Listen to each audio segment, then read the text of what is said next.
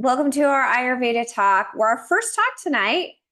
I have a couple of things that we're going to address tonight. One of the things I wanted to talk about the power that is behind some of the practices in Ayurveda. And one of them is mantras as well as the Marma treatment. So I was talking to a friend of mine who I went through the Tantra training with.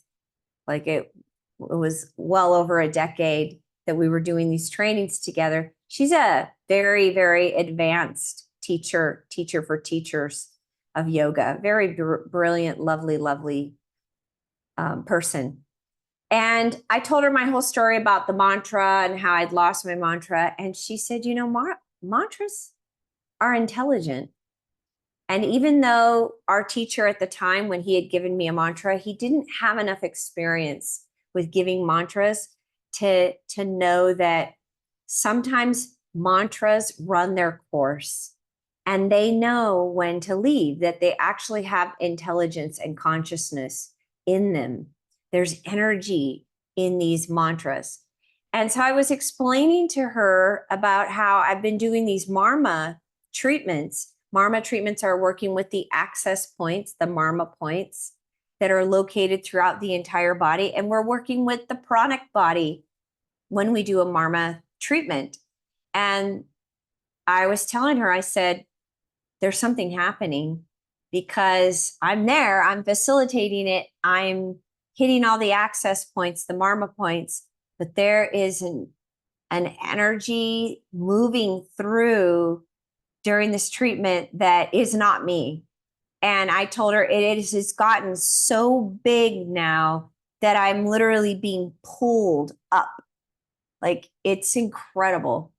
And then we had this conversation about how mantras and these treatments, that there's an intelligence that has been around for thousands of years, longer, because it's energy, and there's energy behind these mantras that are so powerful. And that's why it's a big deal. You don't just nonchalantly take on a mantra or do a treatment without having an understanding of what you're doing. Now, Marma treatment is going to help release any kind of resistance, blockage, things like that in the body. And what I really try to tell my clients is you're working at a deeper layer of the body, of the actual, not body, but the astral body. You're working at a deeper layer. And then what it does is it has a ripple effect into the mental, emotional, and then physical bodies of who we are. And so it starts to impact us. It starts to release things out of us where we thought, oh, I used to get triggered by that, and I'm not getting triggered, or I used to get anxiety over that, and I'm not getting that anymore. And so that's the beauty of the treatment.